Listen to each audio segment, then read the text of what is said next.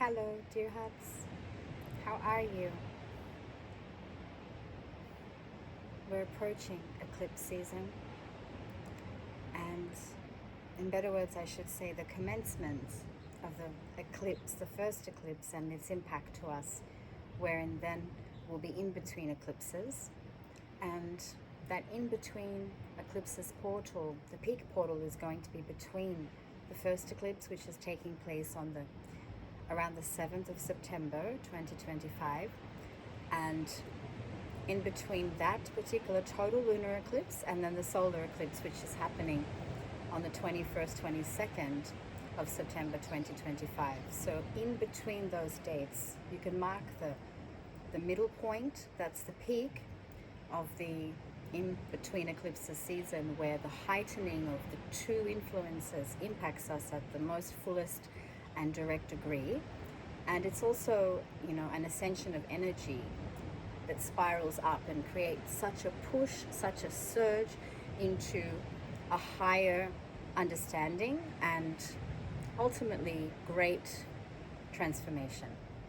Of course, energy like that has been used always for very beneficial and positive activities, as it has been used in ways that are more disruptive and destructive. So it's a matter of how we decide to work with the teachings, the influences from the cosmos, the deeper, unique contribution to the whole, which is always given to us by our own growth and divine evolution in terms of a process. So, as you know, the axis is Pisces and Virgo and Pisces, the total lunar eclipse being in Pisces, strongly influenced by water, and the solar eclipse in Virgo strongly influenced by earth, not limited to those elements, specifically because the play of these elements is somehow directing us to other key influences that are governing a certain, temperament. But if I was to nail it down to one element, water, in this particular eclipse season is of the utmost, force and placed importance. And the way we relate to the element earth, specifically in how we cultivate it so that water sources can be more abundant and plentiful, and the land and nature can have a downpour, of really healing and helpful water, especially holy and healing springs. So keep that in mind, our relationship to water and how we heal the water within our being and in the environment around us, how we relate to it as a living contribution, as a key living contribution, because we are ultimately more water than we are anything else, as is this earth, as is planet Earth. So you might all know the great pre-Socratic philosopher, thinker, awakened ancient Greek mind, Thales of Miletus. He would say, we were birthed from water. And that simple statement, that coming into being through water, first came water, then we were birthed through water, is an entire philosophy of its own that through just a sentence, we could write encyclopedias about the depth of meaning of what that means as being human and as being a part of this human condition. So one very exciting, very, very, very, high frequential, beautiful piece of gossip, astrological gossip that I have, that will heighten the impact of this eclipse season. Working with healing energy, of course, because it's always going to be about that. For anyone that is concerned about astrology, they must also be concerned about divine evolution and the capacity to heal each other and others and this earth, because it offers that support, as it supports the agricultural process and always has and always will. So we too must support what the healing through the astrological influences can do. It's never going to be just about how we relate to the events as a whole. On a deeper tone, it's how we collectively rise and surge together and divinely evolve through what's taking place, and how that impacts the earth is a constant. So the gossip is, which you all know very much, I talk about this yearly, the Rishi stars, Sapta Rishi, the 7 sages, which are key stars in our skies that are very beautifully placed in the heavens above. They are visible in between that eclipses period. They are going to be visible. So their peak, their impact on this earth, which is a very high frequency, a celestial impact. In some belief systems, they are the husbands of the Pleiades. And what you have to understand here is, it's not that I'm just telling you this because it's wonderful to witness the Rishi stars, to have a connection with those as they become visible. It's more about how incredible that these Rishi stars are rising. They're going to be visible in between eclipses when the key element is water.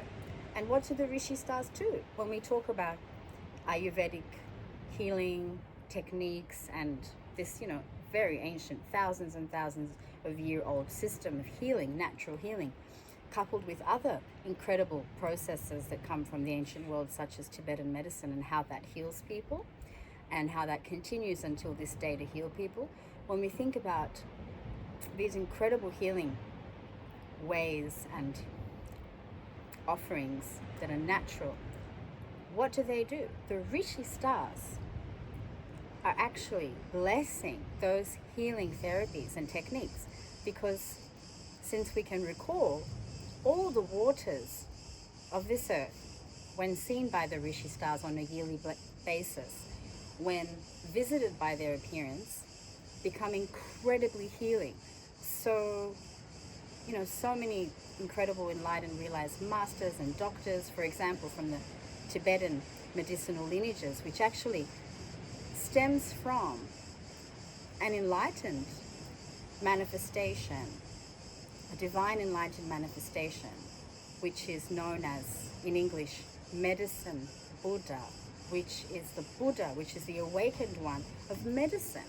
So the entire lineage is an enlightened lineage. I'd love to point that out, because where we find enlightened lineages as the source, we are so blessed. So imagine the Tibetan medicine system, which is, interlinked with astrology, interlinked with all of what supports the subtle, the gross, the visible, the not so visible degree of health, okay? It, originates from an enlightened platform, an awakened platform, from divine ones, from divine beings, and it's practiced until this day. Chinese medicine also has an incredible origination point, and as I was mentioning, Ayurvedic systems and techniques. So just to keep this very practical and straightforward, the Rishi stars, what they do for all of these incredible natural systems of health and healing, they bless the waters of this whole earth during that time. Now, it is not every year that there are eclipses happening, and there's the Rishi stars coming out and working with mankind, with this earth, with the waters of this earth, and all of us. And it is not every year that the key element of the eclipse theme is water, coupled with, the Rishi stars being visible. And just to even surprise us further and stimulate the gossip, we are so blessed because the peak of the in-between eclipses portal and period is when the Rishi stars are going to be peaking and most visible. So it's almost as though all of what could have been harmful, destructive, disturbing to all of us, to humanity, to the earth and so on, has literally just been put back down into its own origination. So it's not visible and not capable of doing destructive and harmful work, because such incredible enlightened influences of healing are going to be very much available, visible, and they will be trumping any disturbance. So we have that celestial influence. The Rishi stars heal the waters of this earth. What the doctors do from all these lineages I've mentioned is they collect the waters and they incorporate it into their medicines, into their healing techniques. If we can bathe in water during the in-between eclipses period, if we can go and bathe in water, natural bodies of water, water that has been exposed to the sky overnight, it will heal our bodies, it will help us. If we can bless our drinking water during that in-between eclipses period, through the skylight of the night, and then consume it come morning, we will receive the blessings, giving it to our pets, giving it to our garden, to the insects, offering it to our guests. Blessed Rishi star water, okay? Being aware of that and being grateful, being so grateful that we have that. We are actually allowed to receive such a gift. Personally, I think it's wonderful. The first glass, if you're to collect the water, you're drinking water after it's been blessed, the first glass, you should always offer it back. Offer it back. Put it on your altar, offer it back as gratitude. And then you can pour it out in your garden. The main thing is that we are aware of the healing capacity of this particular eclipse season and the enlightened influences coming from planes of existence that are so different to what we here as, beings of this earth can comprehend, but at the same time are connected to, because we are here on the ground. Our feet are firmly placed on the ground, but we are also capable of reaching up to the heavens.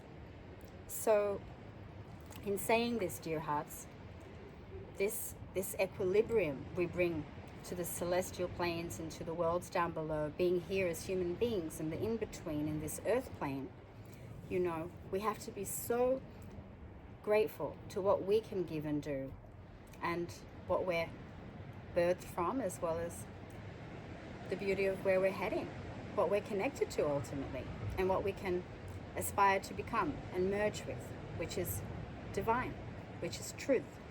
So let's make healing an emphasis during September. Let's trust in the power of healing. Let's aspire that the genuine and generous energy of Piscean and Virgoan energy and offerings, that can continue to heal this earth and this world, and create ways that we can all be a service to the greater healing, because healing is so important. So thank you so much. Having already said a lot about the eclipse season, especially the first eclipse, the total lunar eclipse in Pisces, I just thought I'd bring this out there so we can have a few more goodies, astrological gossip to take with us as we dance into this first, watery,